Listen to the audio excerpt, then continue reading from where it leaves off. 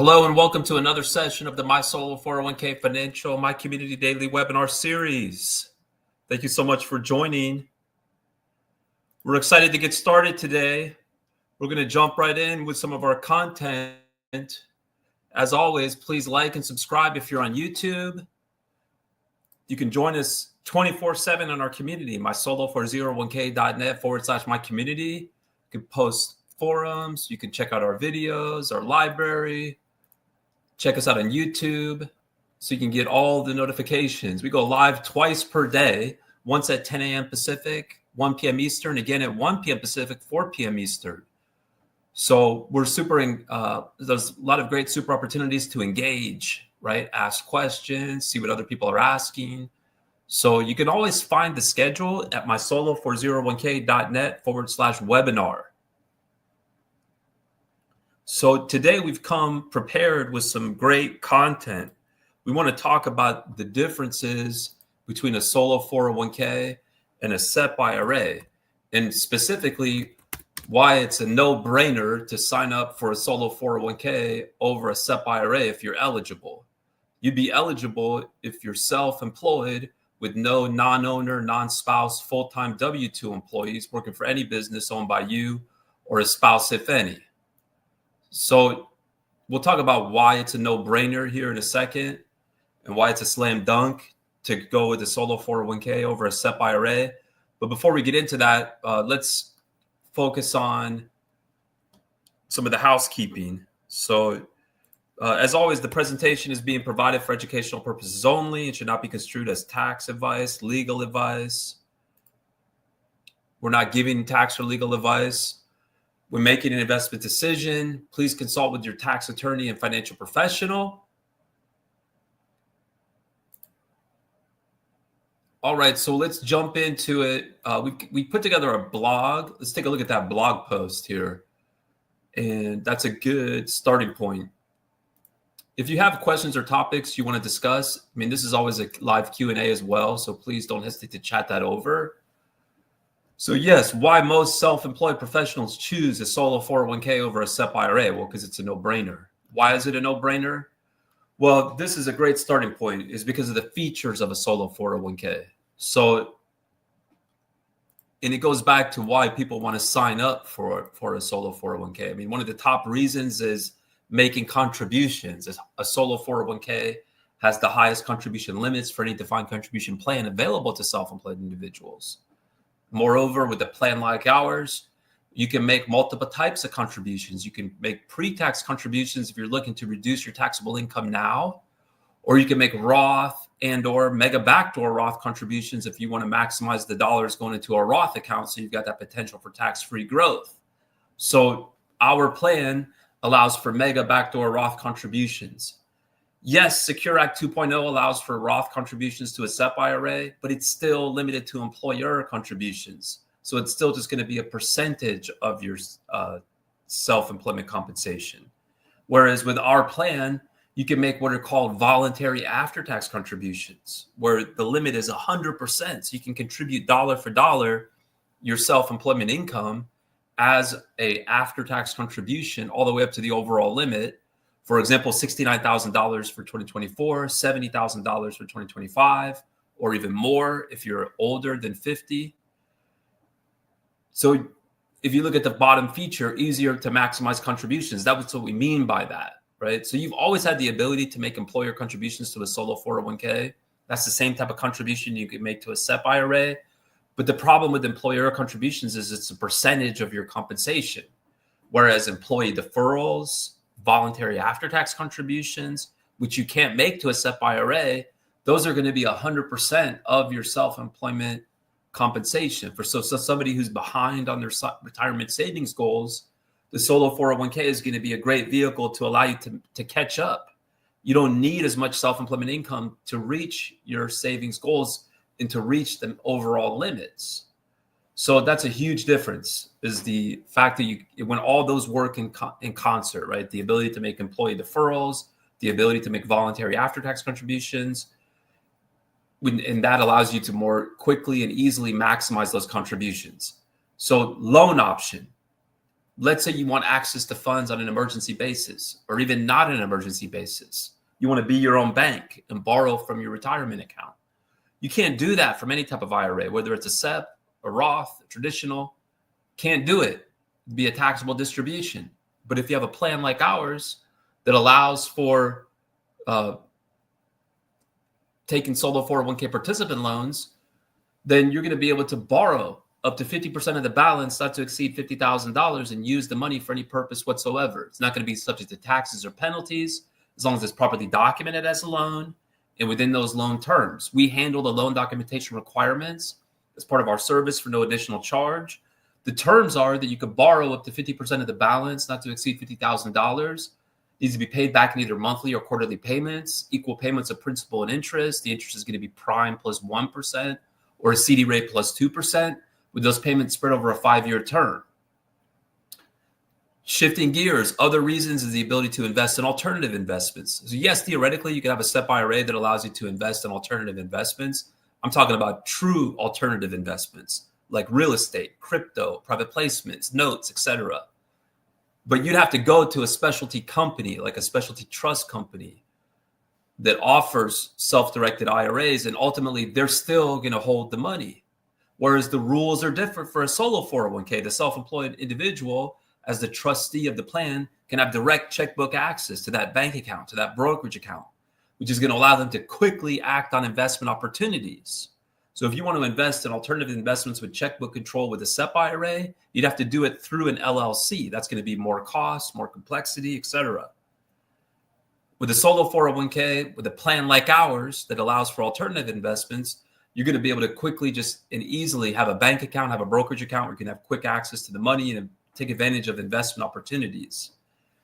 $1,500 automatic contribution tax credit. So our plan is going to make the self-employed business or individual eligible to claim $1,500 in solo 401k tax credits. It's $500 per year for 3 consecutive years. It's not available to a SEP IRA. Automatically available for all new customers, whether you're setting up a new plan with us or you're restating a plan from somewhere else to us. The plan is not going to be eligible for the tax credit. And you have the option to opt out of the default automatic contribution percentage that needs to be set as part of the feature to make the business eligible to claim the credit. Taking advantage of your right to opt out of the default doesn't mean that the business is no longer eligible to claim the credit. It still is. So for those reasons, virtually everyone who's eligible to set up a solo 401k is going to choose it over a SEP IRA. Here's a great example, just illustrating how you can contribute more easily or to reach those maximums with a solo 401k, right? You've got somebody, for example, who has, let's look at a real world example. So the person's under age 50, they're earning $100,000 in W-2 wages from their self-employed business tax as an S Corp. Let's assume they don't make contributions to another plan like a day job plan. So for 2025, they'd be able to contribute up to $23,500 as an employee, 25% as an employer, and then another $21,500, bringing their total contribution amount to $70,000 based on those $100,000 in W-2 wages to the solo 401k. Whereas with the SEP IRA, again, it's going to be limited to that employer contribution. So they're just going to be left with only being able to contribute $25,000 or 25% of their W-2 wages. So, and thank you so much for chatting over the questions. If there's more questions, please don't hesitate to chat those over. Let's see if we can take a look at some other slides here on this good topic of the SEP IRA versus the solo 401k. We've got a lot of other content on our website to really deep dive it, but we wanted to really just hit the quick hitters as far as why it's a no-brainer to choose a solo 401k over a SEP IRA. So, and we talked about with the mega backdoor Roth, right? Secure Act 2.0, there's a lot of hoopla about that, but really it was for our customers, they've always had the ability to make a mega backdoor Roth. And that's preferable for the reasons mentioned above than making employer contributions as Roth contributions. We talked about how less earned income is needed, right? And that goes back to the reasons we talked about, right? Because you got more contribution buckets you can fill up With the SEP IRA, you only can fill up the employer bucket, and that's a percentage, 25%, for example, in the case of a business tax as an S corp, 25% of your W-2 wages. So if you want to contribute a certain amount to the SEP IRA, you need 4 times that amount of W-2 wages, right?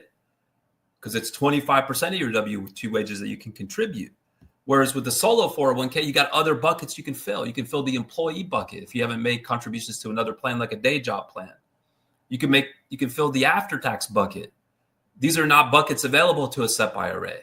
And those buckets can be filled, the employee bucket, the after-tax bucket, at 100% of your income rate. So even if you've got $50,000 of W-2 wages, you're going to be able to make $50,000 in contributions across all 3 buckets. Whereas with the SEP IRA, you're just going to be limited to the 25%. So that's a huge reason. We talked about the example. We went through a good example there just to illustrate it. Talked about the loans, right? So access to emergency funds. Reason 3, that's a great example. So circling back to alternative investments, or we talked about the advantage of a solo 401k over a SEP IRA in terms of having direct checkbook access, right? With a SEP IRA, you need to have an LLC underneath your SEP IRA if you want to have that direct checkbook access. Whereas with the solo 401k, the self-employed person is the trustee of the plan. They can have direct checkbook access to the bank account or the brokerage account that's open for the solo 401k. And now they can act quickly to take advantage of investment opportunities. But to dig deeper on that, let's assume the person wants to invest in real estate. That's a classic use case, right? They want to buy real estate with their solo 401k versus buying real estate with a self-directed IRA, such as a self-directed SEP IRA. Let's assume they want to leverage their investment. So they want to use debt along with their 401k funds or their SEP IRA funds to make a real estate investment. So that can be done. It's a special type of debt called non-recourse financing, which is going to be priced differently in the market, right? Because there's a limited number of providers. The only recourse of the lender, since it's non-recourse, is the property itself. So typically, for example, they're going to want about 50% down just to kind of put some meat on the bones there. The issue from a compliance perspective, though, when we're comparing making that investment via an IRA, like a SEP IRA, versus making that investment via solo 401k, is that if you make a investment in real estate using your SEP IRA funds where it's subject to acquisition indebtedness. So you combine your IRA funds with non-recourse financing to make an investment in a real estate property, the income attributable to that investment is going to be subject to UDFI, unrelated debt finance income tax. And those tax rates are the trust tax rates, so they can be pretty high. So that's going to reduce the return on your investment because now your IRA is going to have to give some of that return back, right, in the form of paying that tax. Whereas if someone were to make the same investment via solo 401k, there's an exception to that UDFI tax with respect to income attributable to debt finance real estate in your solo 401k. So the solo 401k wouldn't have to pay the tax. So for someone that's in that space looking to make that type of investment, that's a huge difference. Talked about the tax credit. It's a dollar for dollar reduction in your tax liability. So this is, again, no brainer. It's going to more than cover our fees for the first 7 years, right? Because we charge $650. It's the initial cost, includes the $525 establishment fee, plus the first $125 annual fee. Then going forward, we charge $125 a year. It's on the anniversary date. So if you start in January this year, the $125 fee is going to be due next January. So if you added up all those fees over 7 years, it's going to be less than $1,500. So that $1,500 in tax credits is going to more than cover our fees for the first 7 years. Again, you can opt out of the default amount and still be eligible to claim the credit. Just because you exercise your option to do so doesn't mean you lose the ability to claim the credit. And we provide tremendous resources. For example, we hosted a deep dive webinar with an IRS enrolled agent that goes through step by step what needs to be done to claim the credit. It's a good illustration of how it works, right? So if you sign up now or you upgraded a existing solo 401k plan from somewhere else now in 2025, you'll be able to start claiming the credit the $500 credit for 2025, and then again for 2 more years, as long as you maintain the plan with the automatic contribution feature. All right, so we want to get to these great questions that you're bringing. Appreciate you taking the time to join. Let's start to go through the questions.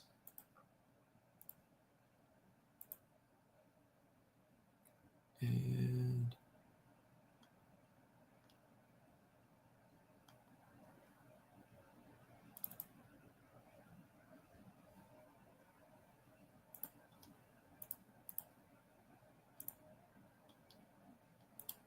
yeah, please like, please subscribe if you're on YouTube.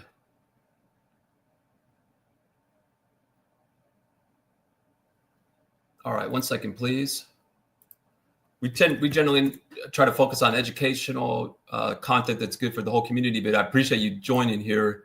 We're going to flag your account, follow up afterwards. Let me just flag it real quick. Thank you so much for joining, as mentioned.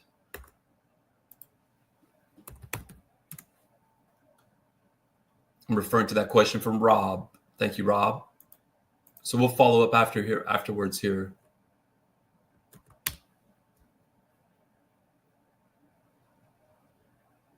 All right. So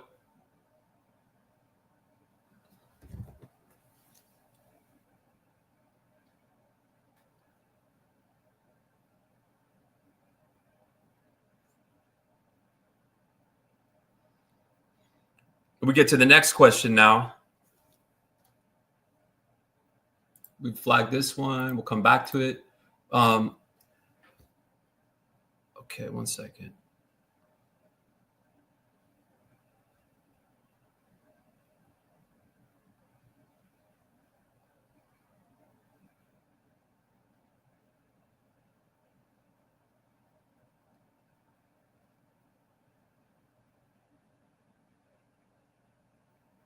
All right, thanks so much. Just want to flag that from Rob.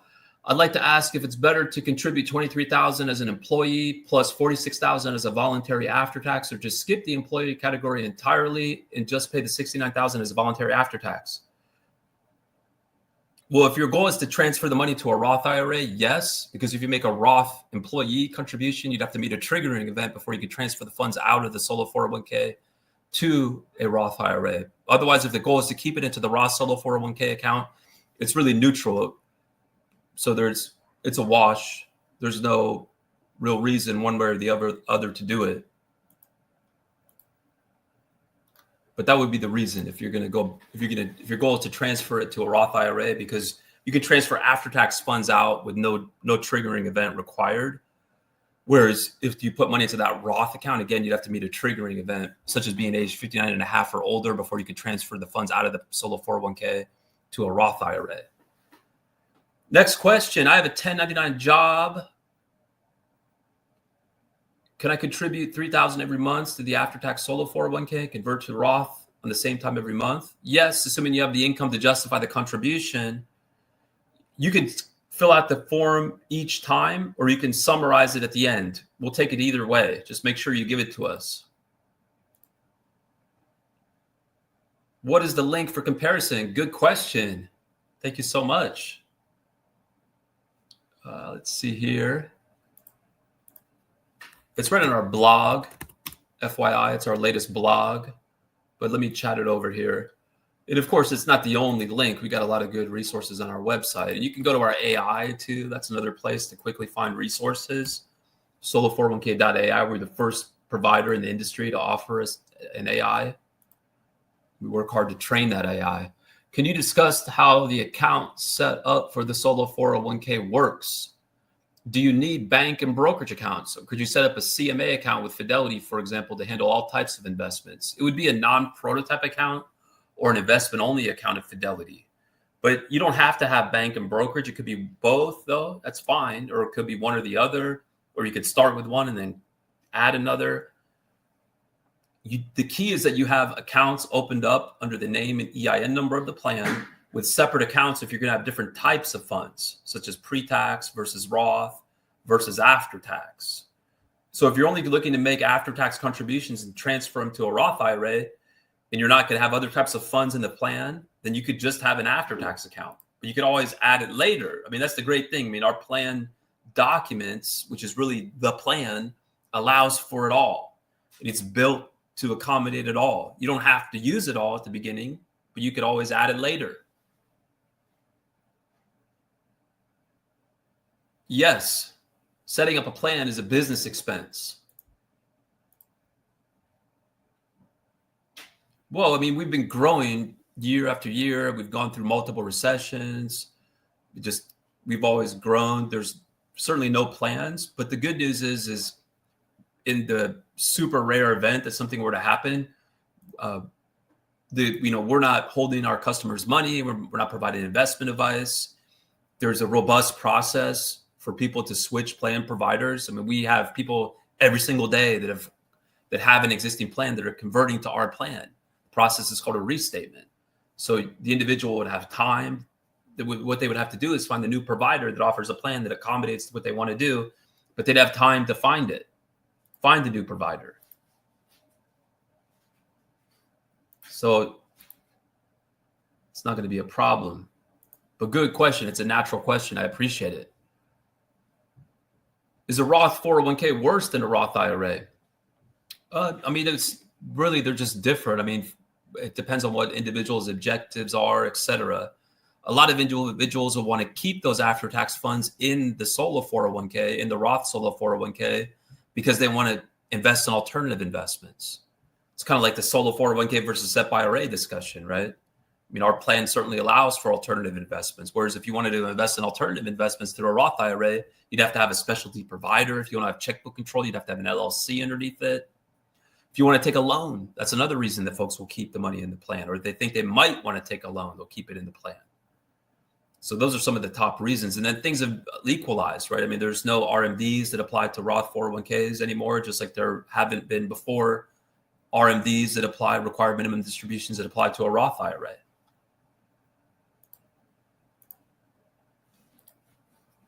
All right, great questions. Thank you so much for the great participation. Looks like we come to the end for today. Please continue to participate. You can join our webinars twice per day at mysolo401k.net/webinar. Let's say I have the 401k account set up at Fidelity to contribute. Can I just transfer the 69? Yes, you could just do it just like that.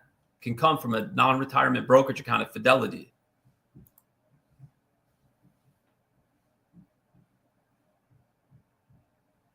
Yes, people do it every single day. So it's going to be the same application on our website. You'll see there's a question that asks whether you have an existing plan. You're going to say yes, solo 401k at Fidelity, enter the original effective date, which you can find in the adoption agreement, or you can send them a secure message, because we'll need to draft the documents as a restatement. So when we draft them, that means that we're going to relate the original effective date. We're going to relate back to that original effective date and then have a restatement date in the documents as well. So second question, if my underlying entity changes, then the plan documents would be updated, because originally they would be drafted to be sponsored by you as a sole proprietor. And it's super common that individuals will change the entity through which they operate their business. So now let's say it's operated via an LLC. You wouldn't have to change the accounts, the investments. It would be a document change. So customers just let us know, and then we got them through the process to update the documents. You cannot, because under the Roth IRA rules, you can't transfer money from a Roth IRA to any type of 401k, including a solo 401k.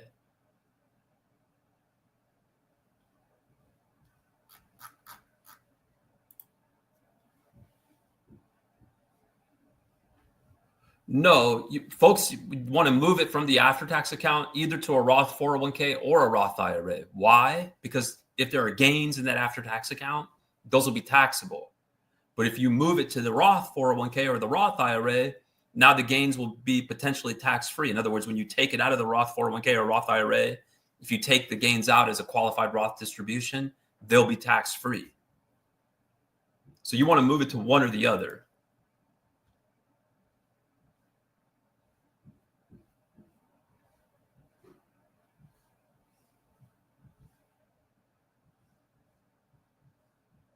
Yes, you'd have an opportunity to list your spouse.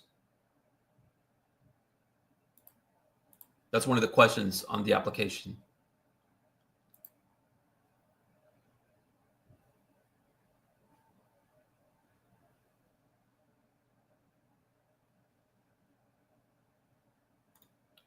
All right, you guys have been great. Thank you so much for all the good participation. Please continue to participate.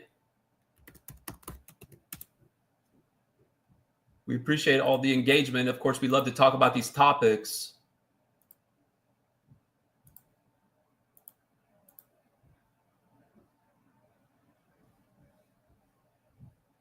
Exactly. If you followed our process to open up different accounts at Fidelity and you nickname one after tax and the other one Roth, just use it consistently as such. So you can move the after tax contribution over to that Roth account, then go on our website, mysolo401k.net/forms, submit the online form to let us know about that move so we can capture the information needed for the 1099-R, because when you move it from the after tax to the Roth, it needs to be reported on a 1099-R. Not contributions. The Roth IRA rules follow the ordering rules, where you first take out the basis, meaning the contributions, the money you contributed, and you can take that out at any time, and it's not subject to taxes because you already paid taxes on it since it was after-tax money.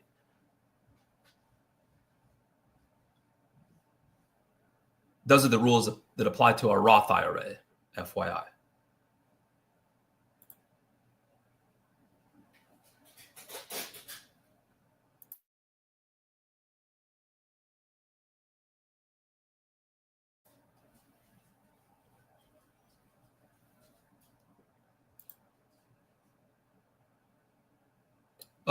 You move the money to the Roth, then fill in the form on our website. So it's reverse 2 and 3.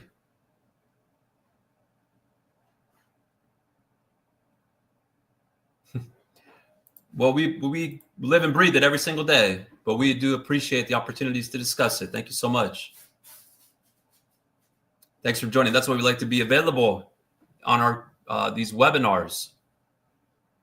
So please feel free to share that we'd host these webinars with anyone else that might be interested. As well as mentioned, we appreciate the opportunity to discuss. If someone has a question, it's very likely that someone else might have that same question. So all questions are good questions is essentially the philosophy.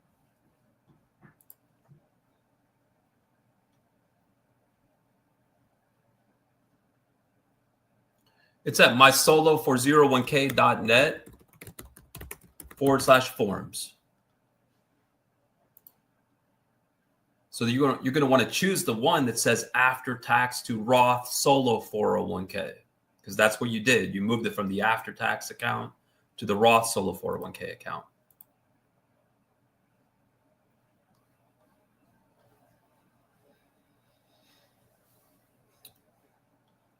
All right. Well, another great session, everyone. Thank you so much.